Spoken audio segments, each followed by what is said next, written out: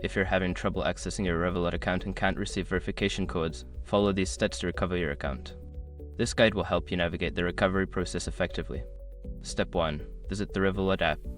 Before starting recovery, use the shortcut link in the description to open the account recovery checklist generator and make sure your verification details are ready. Step 2. Choose recovery options. Follow the prompts to select recovery options. You may be asked to provide your registered email address or phone number associated with your account to receive further instructions. Step 3. Contact customer support. If you cannot access your email or phone, go to the Revolut website and look for the customer support section.